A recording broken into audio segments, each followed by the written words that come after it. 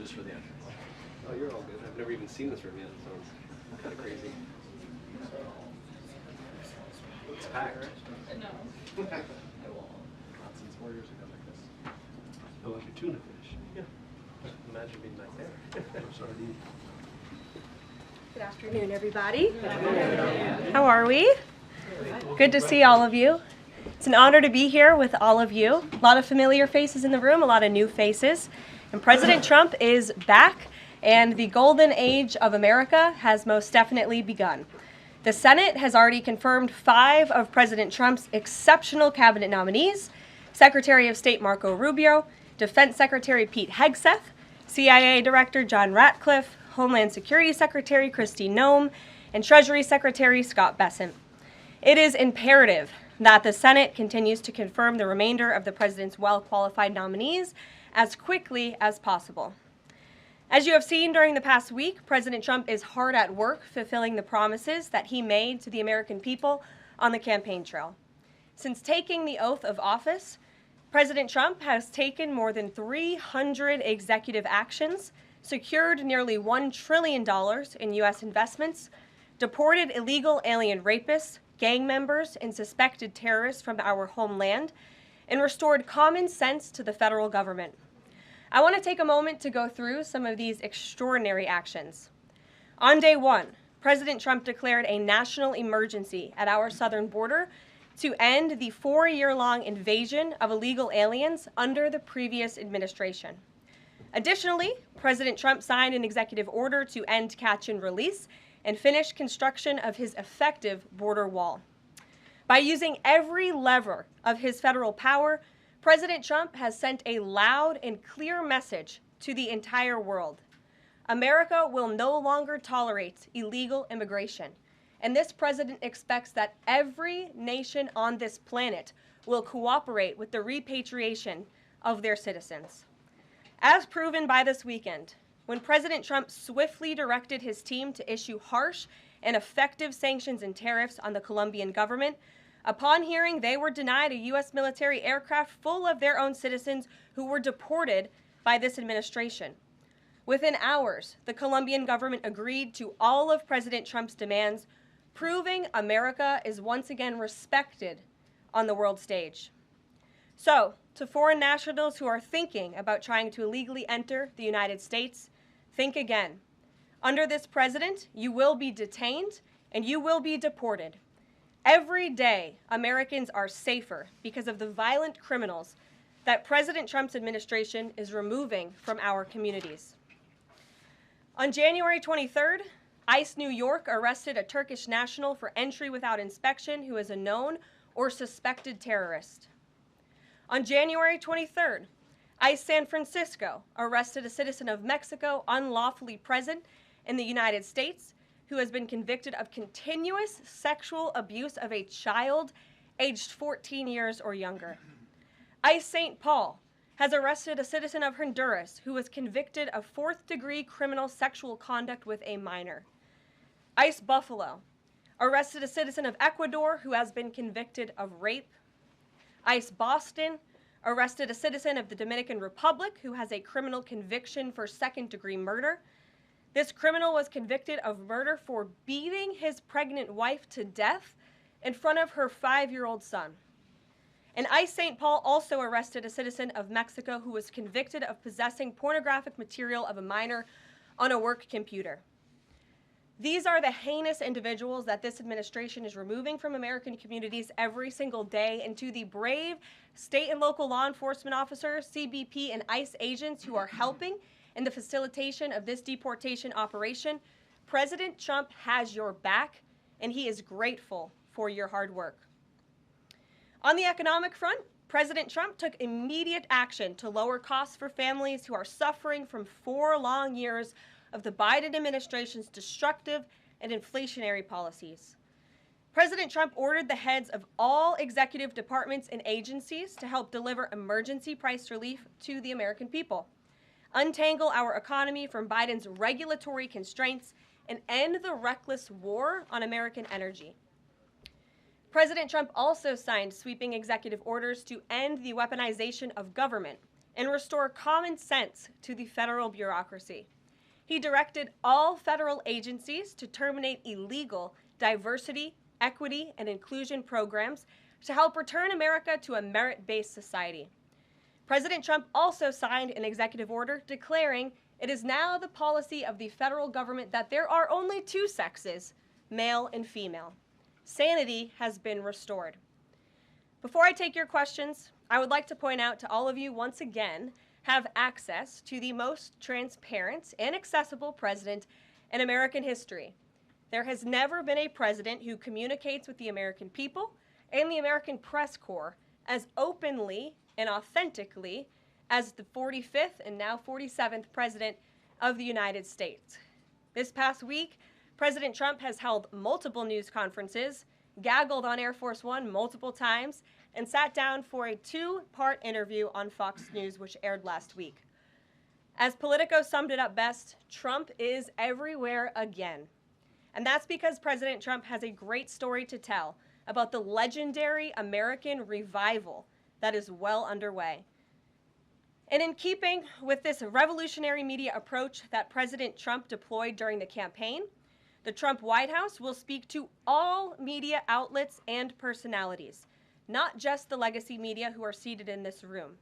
Because according to recent polling from Gallup, Americans' trust in mass media has fallen to a record low.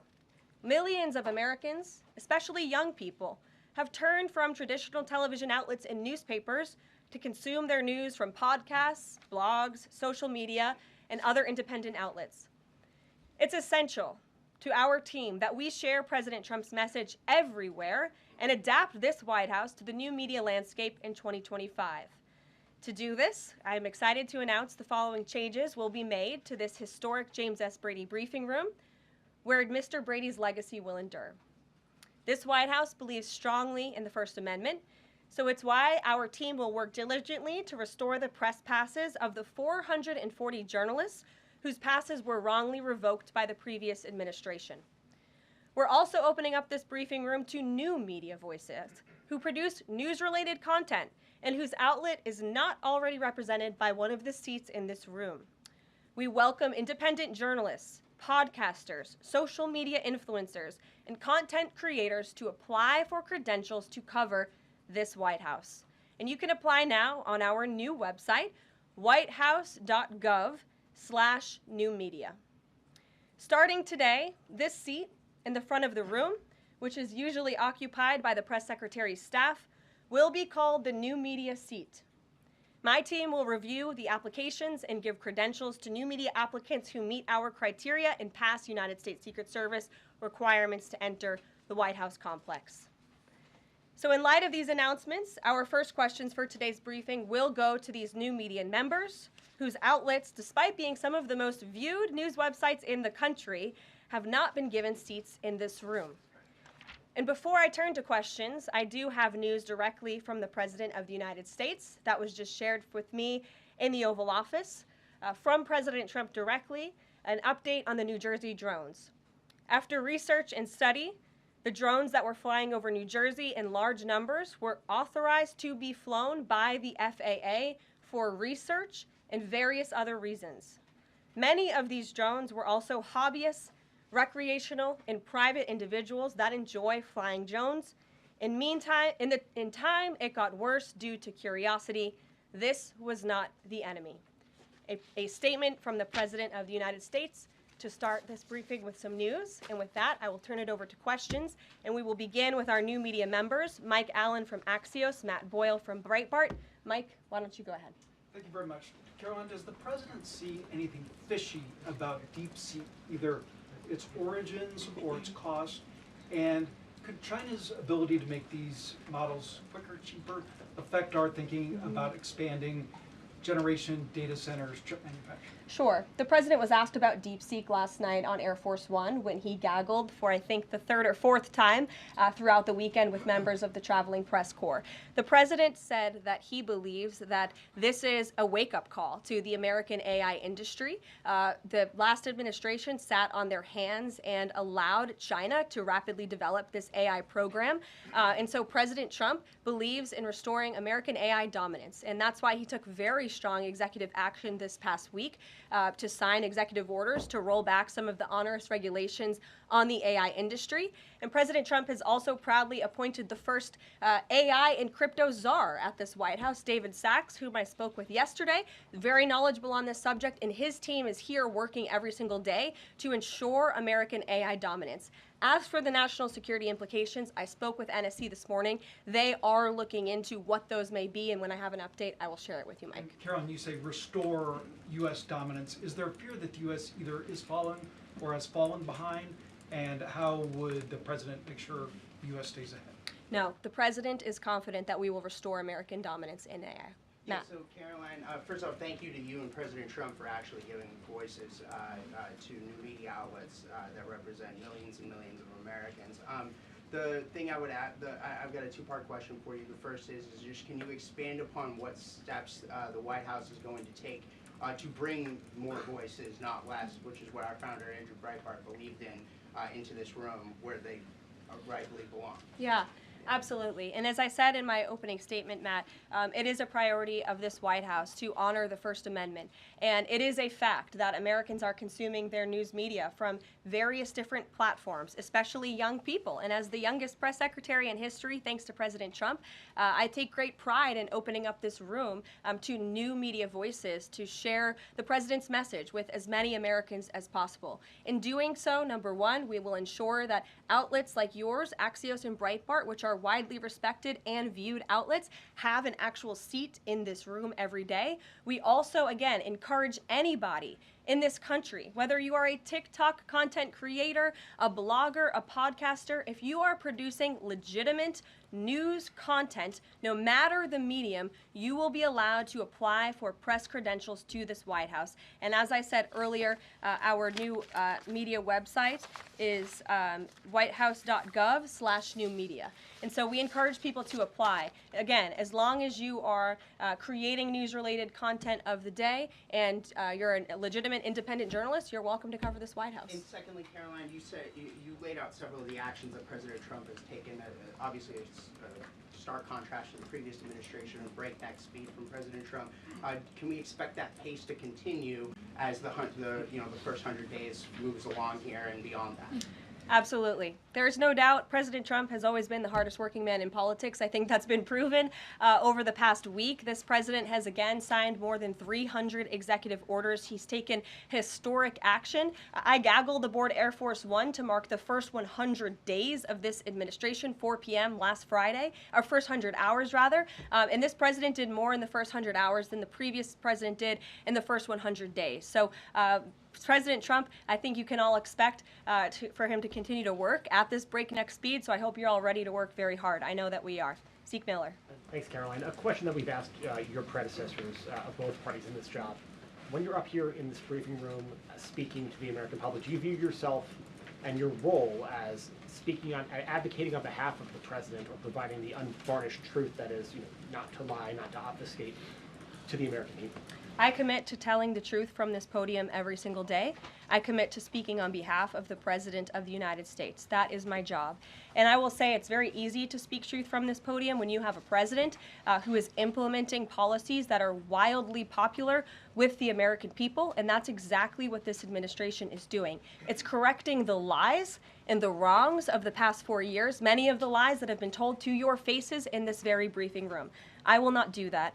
But since you brought up truth, Zeke, I would like to point out, while I vowed to provide the truth from this podium, we ask that all of you in this room hold yourselves to that same standard. We We know for a fact there have been lies that have been pushed by many legacy media outlets in this country about this president, about his family, and we will not accept that. We will call you out when we feel that your reporting is wrong or there is misinformation about this White House. So yes, I will hold myself to the truth, and I expect everyone in this room to do the same. And Caroline, just on a substantive question, yesterday the White House Office of Management and Budget directed across the board freeze, with some exceptions for individual assistance, we understand, to federal grants. It's caused a lot of confusion around the country among Head Start providers, among providers services to homeless veterans, Medicaid providers, states saying they're having trouble accessing the portal. Could you help us clear up some of the confusion, Yes. give some certainty to folks? And also, is that uncertainty, how does that uncertainty service the president's voters?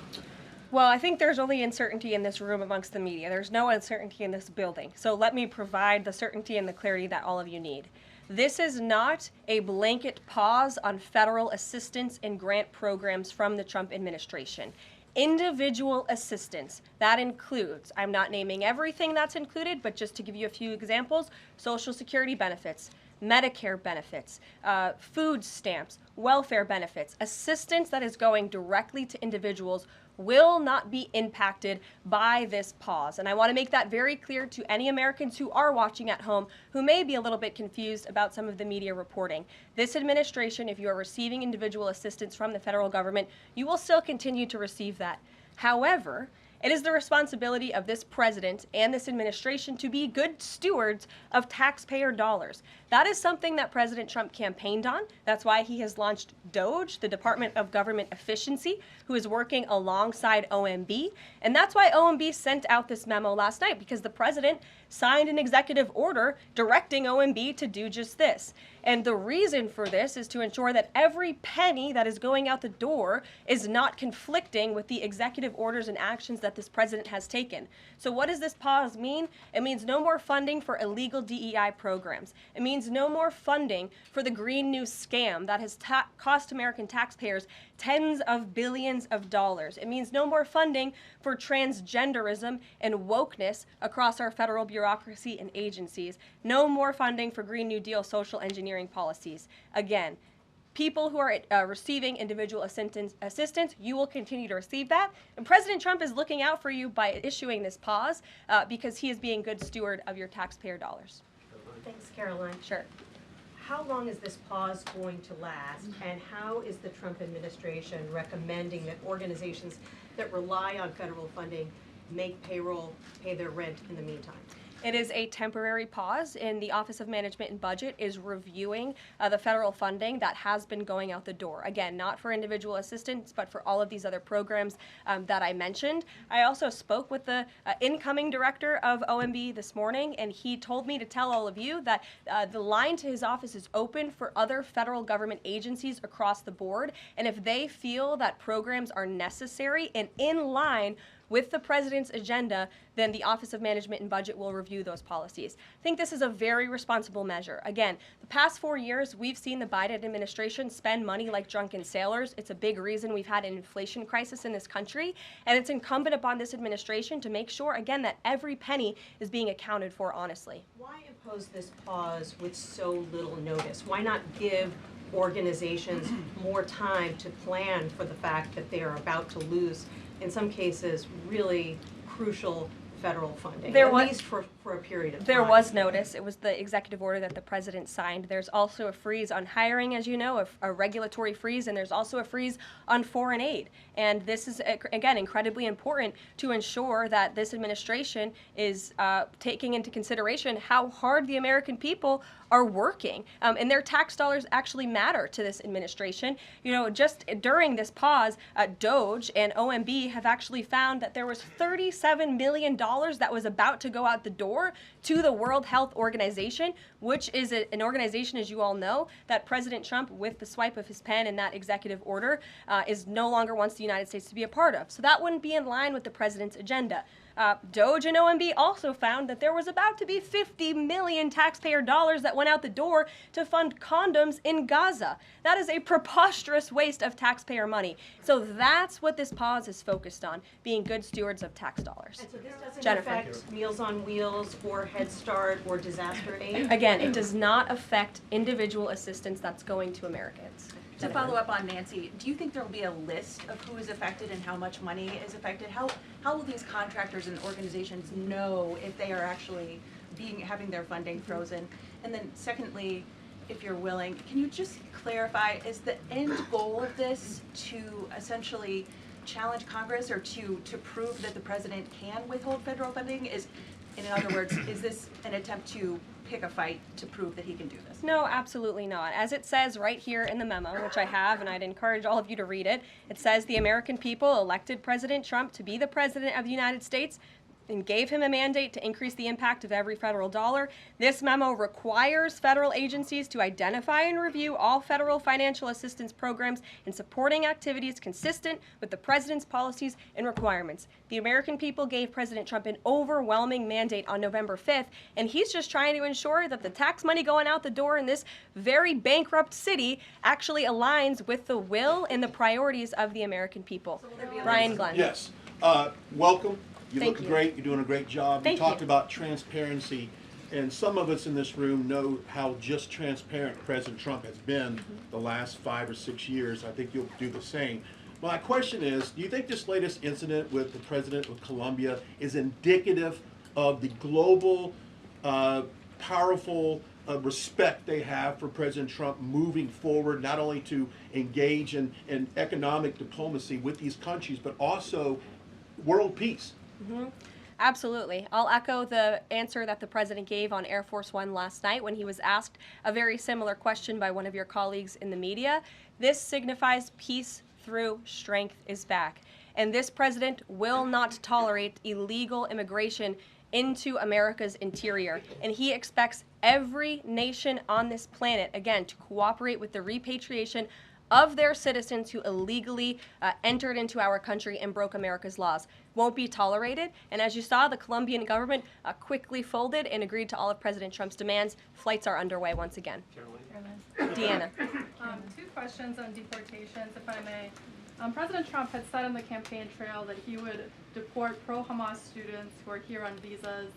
And on his first day in office, he signed an executive order that said, quote, the U.S. must ensure that admitted aliens and aliens otherwise already present in the U.S. do not bear hostile attitudes towards the citizens, culture, government, institutions, or founding principles. So should we take this executive order as Trump saying he would be open to deporting those students who are here on visas but, hold pro-Hamas sympathies? The president is open to deporting individuals who have broken our nation's immigration laws. So if they are here illegally, then certainly he is open to deporting them. And that's what this administration is hard at work at doing. We receive data from DHS and from ICE every single day.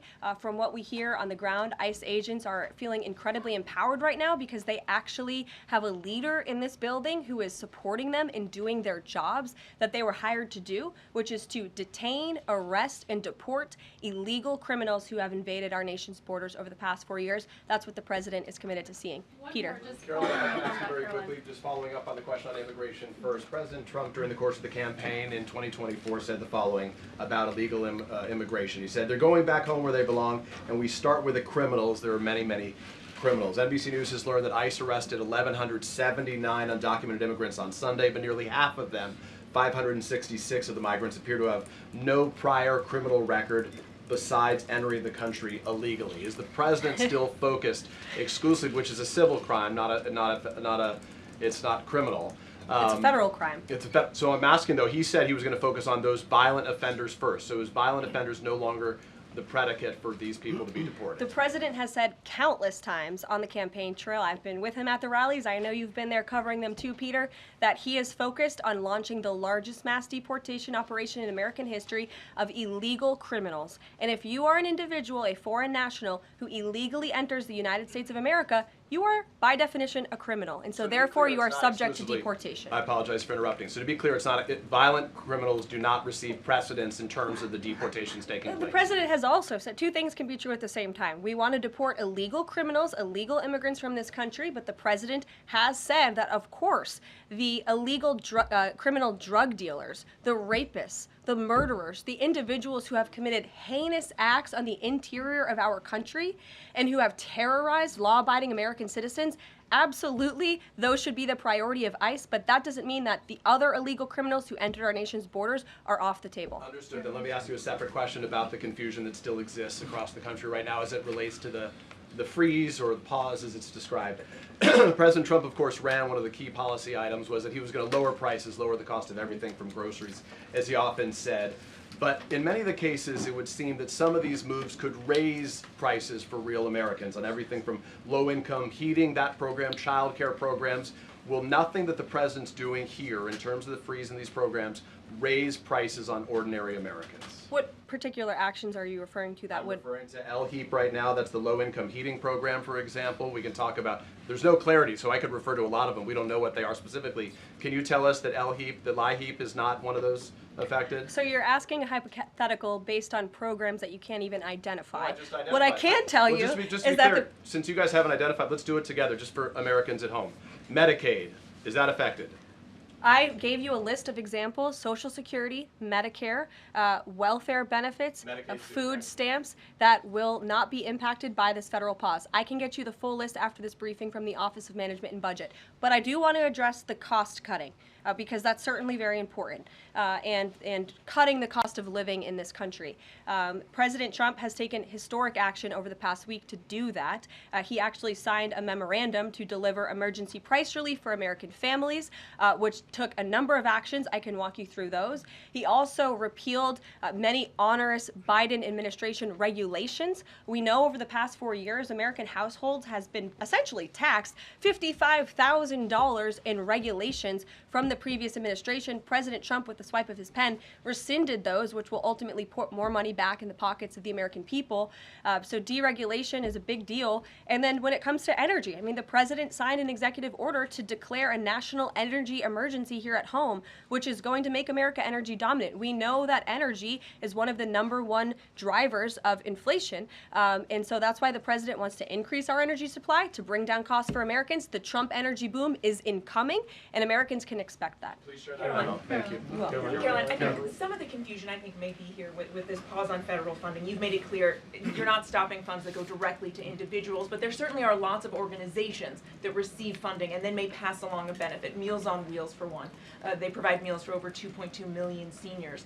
What is the president's message to Americans out there, many of whom supported him and voted for him, who are concerned that this is going to impact them directly, even if, as you said, the funding isn't coming directly to their wallet? I have now been asked and answered this question 4 times. To individuals at home who receive direct assistance from the federal government, you will not be impacted by this federal freeze. In fact, OMB just sent out a memo to Capitol Hill with Q&A to clarify some of the questions and the answers that all of you are asking me right now. Again, direct assistance will not be impacted. I've been asked and answered about this OMB memo. There's many other topics of the day. Jackie But Heinrich. indirect assistance, Thank you, Caroline, if it's Caroline. going to another organization and then trickling down.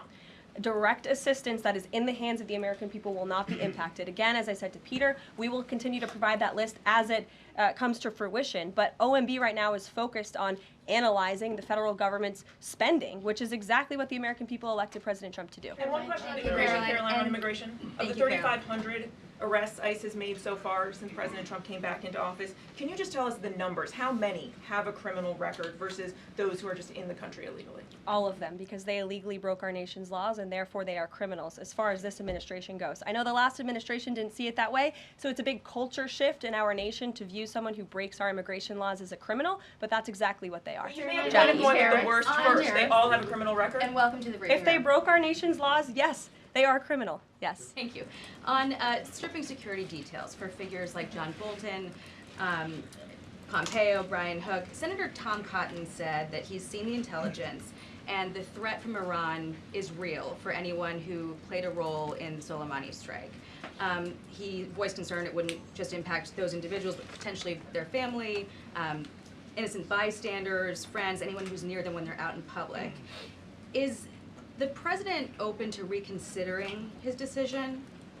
The president was asked and answered this yesterday, and he was firm in his decision despite some of the comments that you had referenced. And he's made it very clear that he does not believe American taxpayers should fund security details for individuals who have served in the government for the rest of their lives. And there's nothing stopping these individuals that you mentioned from obtaining private security. That's where the president stands on it. I have no updates on that. Is there any concern that this decision might jeopardize the administration's ability to hire the best advisors for these kinds of positions in the future? No, in fact, I've talked to the Presidential Personnel Office, who has told me directly that there is such an influx of resumes for this administration that it's incredibly overwhelming. There is no lack of talent for the Trump administration. Reagan, Would he take any responsibility if anything happened to these people? Would he feel at all that his decision was a factor in that? the president was asked and answered this yesterday. I defer you to his Thanks, comments. Karoline. Reagan, since you're in the back row, I hear you. The back row hasn't gotten much attention in the last 4 years, so I'm happy to answer your question. I can project. Does the president intend to permanently cut off funding to NGOs that are bringing illegal foreign nationals to the country, such as Catholic Charities?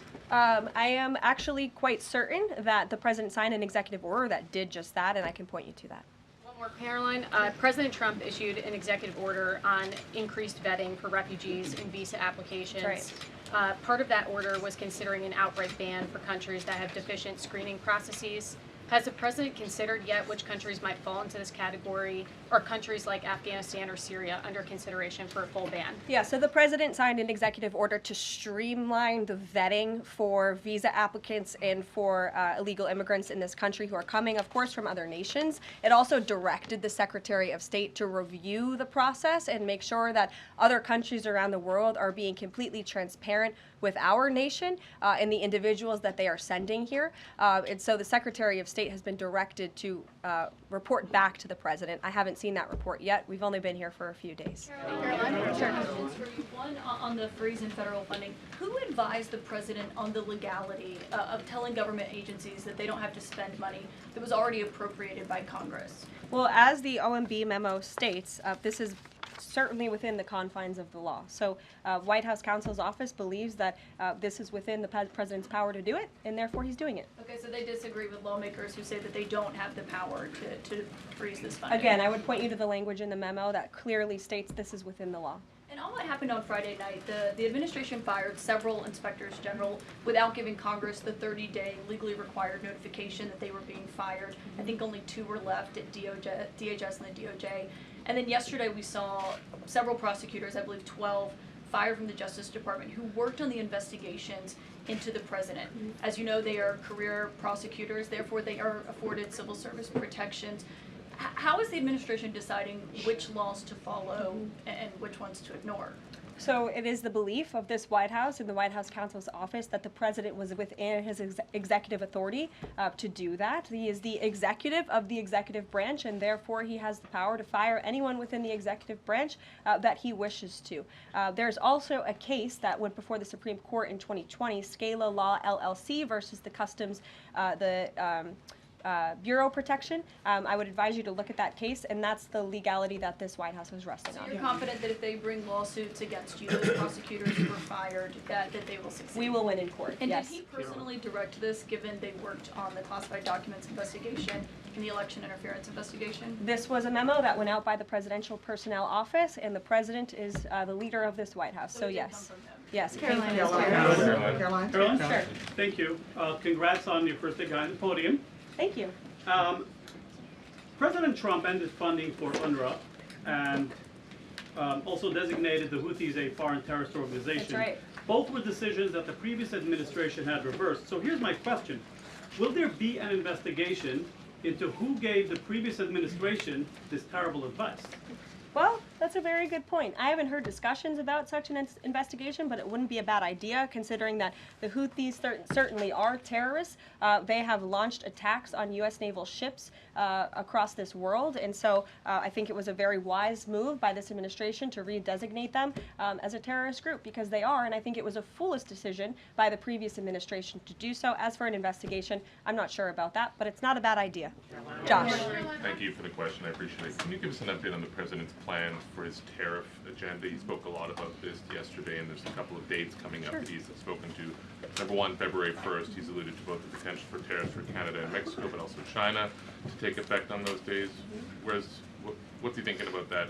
Yeah. Should those countries expect that? Again, he was asked and answered this question this past weekend when he took a lot of questions from the press, and he said that the February 1st date for Canada and Mexico still holds. What about the China 10% tariff that he also had mused about last Tuesday going into effect on the same day? Yeah, the president has said that he is very much still considering that for February 1st. Separately, yesterday he talked also about sectoral tariffs on, for instance, pharmaceuticals as well as semiconductor computer chips. He talked about steel, aluminum, and copper. What's the timeline on those?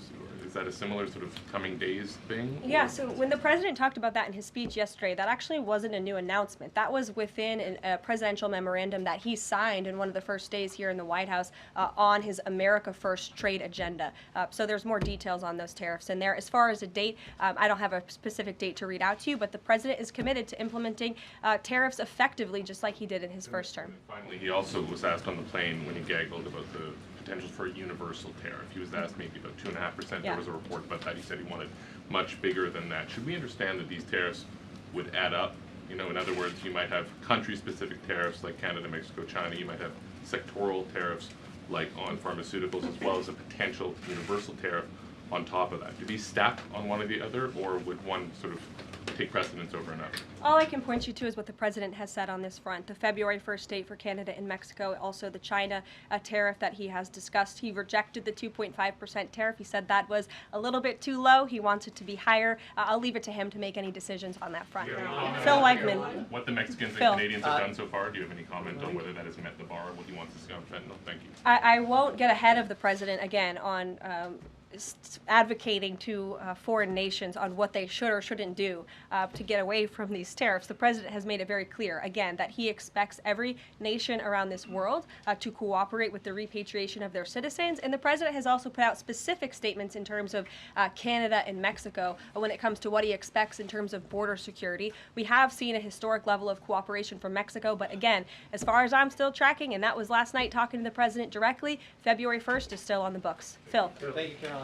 Quick programming note and then a question on taxes. Programming note. Well, in terms of programming, Sounds should we fun. expect to see you here every day? How frequently will these press briefings be? It is a good question, April. So look, the president, as you know, is incredibly accessible. First day here, he wanted all of you in the Oval Office. You got a 60-minute press conference with the leader of the free world while he was simultaneously signing executive orders. I may add that's pretty impressive.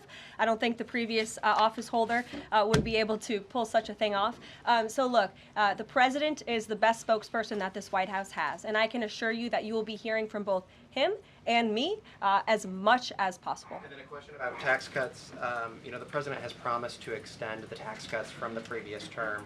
I'm curious, you know, does the president support corresponding spending cuts as some Republicans have called for in Congress? And will the new Treasury Secretary be leading those negotiations with the Hill as Mnuchin did during the first administration? The president is committed to both tax cuts and spending cuts, and he has a great team negotiating on his behalf, but there's no better negotiator than Donald Trump, and I'm sure he'll be involved in this reconciliation process as it moves forward. Caroline, Caroline, in the announcement that you made last night on the Iron Dome, it said the president had directed that the United States will build this Iron Dome. Yeah. When you read into the executive order, it seemed short of that. It asked for a series of studies and reports back to him.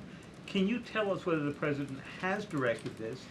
And if he is as concerned on this issue, why the suspensions that we saw listed by OMB included so many different nuclear programs, non-proliferation programs, programs to blend down nuclear weapons, and so forth? First of all, when it comes to the Iron Dome, the executive order directed the implementation of an Iron Dome. It also, as you said, kind of directed research and studies to see if or how the United States can go about doing this, particularly the Department of Defense.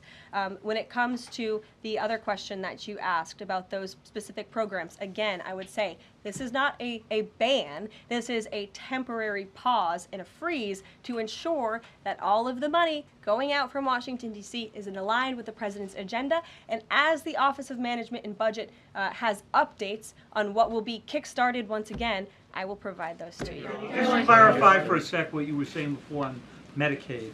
It wasn't clear to me whether you were saying that no Medicaid would be cut off. Obviously, a lot of this goes to states before it goes to individuals and so forth. So are you guaranteeing here that no individual now on Medicaid would see a cutoff because of the pause? I'll check back on that and get back to you. John. Thanks a lot, Caroline. As you know, in the first week that the president was in office, signed an executive order as it relates to birthright citizenship, trying to eliminate that. Now, 22 state attorney generals have said that this is unconstitutional. A federal judge has just agreed with their argument. What's the administration's argument for doing away with birthright citizenship? The folks that you mentioned have a right to have that legal opinion, but it is in disagreement with the legal opinion of this administration. This administration believes that birthright citizenship is unconstitutional, and that is why President Trump signed that executive order. Illegal immigrants who come to this country and have a child are not subject to the laws of this jurisdiction. That's the opinion of this administration. We have already appealed the lawsuit that was filed against this administration, and we are prepared to fight this all the way to the Supreme Court if we have to, because President Trump believes that this is a necessary step to secure our nation's borders and protect our homeland. Monica. On foreign policy, Caroline, on foreign policy, if I may, the president's commitment to the NATO Defense Alliance, is it as strong as the prior administration? Is it the same as when he served as president in his first term in office? As long as NATO pays their fair share, and President Trump has called on NATO allies to increase their defense spending to 5%. You actually saw the head of NATO at Davos last week on Bloomberg television saying that President Trump is right, and if Europe wants to keep itself safe, they should increase their defense spending. I would just add that there was no greater ally to our European allies than President Trump in his first term. The world for all nations in Europe, and of course here at home, was much safer because of President Trump's peace through strength diplomatic approach. Monica. Thank you, Caroline, and it's great to finally be called on as well in the briefing room. I appreciate that. You're welcome. Of course, we know President Trump just got back from North Carolina and California meeting with victims of natural disasters. There's the 2-year anniversary of the East Palestine, Ohio toxic train derailment. Does the president have any plans to go visit the victims of that toxic spill, or just visit in general? No plans that I can read out for you here. If that changes, I will certainly keep you posted. What I can tell you is that President Trump still talks about his visit to East Palestine, Ohio. That was one of the turning points, I would say, in the previous election campaign, where Americans were reminded that President Trump is a man of the people, and he, as a candidate, visited that town that was just derailed by the train derailment, no pun intended, and he offered support and hope, just like I saw the president do this past week. It was a purposeful decision by this president on his first domestic trip to go to North Carolina and to California to visit with Americans who were impacted by Hurricane Helene and also by the deadly fires. A red state and a blue state, both of which feel forgotten by the previous administration and the federal government. That is now ended under President Trump. He will continue to put Americans first, whether they're in East Palestine, in Pacific Palisades, or in North Carolina. Sure. Thank you, Caroline. On California, could you please clarify what the military did with the water last night as referenced in the president's Truth Social post? The water has been turned back on in California, and this comes just days after President Trump visited Pacific Palisades, and as you all saw, applied tremendous pressure on state and local officials in Pacific Palisades, including Los Angeles Mayor Karen Bass, to turn on the water and to direct that water to places in the south and in the middle of the state that have been incredibly dry, which has led to the expansion, the rapid expansion of these fires. So could you clarify what the military's role was, where the water came from, and how it got there? Again, the Army Corps of Engineers has been on the ground in California to respond to the devastation from these wildfires, and I would point out that Just days after President Trump visited the devastation from these fires, the water was turned on. That is because of the pressure campaign he put on state and local officials there who clearly lack all common sense. And I will never forget being at that roundtable with the president last week and hearing the frustration in the voices of Pacific Palisades residents who feel as though their government has just gone insane. Before President Trump showed up on the scene, Karen Bass was telling private property owners that they would have to wait 18 months to access their private property. So this administration, the president and his team that's on the ground in California, Rick Grinnell, who he has designated to oversee this great crisis, it will continue to put pressure on Karen Bass and state and local officials to allow residents to access their properties. This is a huge part of it. These residents want to take part in their own clearing out of their properties. They should be able to do that. It's the United States of America. What happened to our freedom? Clearly it's gone in California, but not anymore under President Trump. April. Caroline, welcome to the briefing room. Thank you. Several questions. One on the pause. Will minority serving institutions, preferably colleges and universities, have those monies held back temporarily at this moment? Again, I have not seen the entire list because this memo was just sent out. So I will provide you all with updates as we receive them, okay? Also, secondly, when it comes to immigration, there is this southern border focus. What happens to those who've overstayed their visas? That is part of the broken immigration system. In 2023, there was a report by the Biden administration, the Homeland Security Department, that said overstays of visas were 3 times more than usual. Will there be a focus on the overstays for visas as well? If an individual is overstaying their visa, they are therefore an illegal immigrant residing in this country and they are subject to deportation. And also lastly, as we're dealing with anti-DEI, anti-woke efforts, we understand this administration is thinking about celebrating Black History Month. Have you got any word on that, anything that you can offer to us? As far as I know, this White House certainly still intends to celebrate, and we will continue to celebrate American history and the contributions that all Americans, regardless of race, religion, or creed, have made to our great country, and America is back. Christian Day Talk. Thanks, Caroline. Just real quick, you mentioned the inflation executive order the president signed, but egg prices have skyrocketed since President Trump took office, so what specifically is he doing to lower those costs for Americans? Really glad you brought this up because there is a lot of reporting out there that is putting the onus on this White House for the increased cost of eggs. I would like to point out to each and every one of you that in 2024, when Joe Biden was in the Oval Office or upstairs in the residence sleeping, I'm not so sure, egg prices increased 65% in this country. We also have seen the cost of everything, not just eggs. Bacon, groceries, gasoline have increased because of the inflationary policies of the last administration. As far as the egg shortage, what's also contributing to that is that the Biden administration and the Department of Agriculture directed the mass killing of more than 100 million chickens, which has led to a lack of chicken supply in this country, therefore a lack of egg supply, which is leading to the shortage. So I will leave you with this point.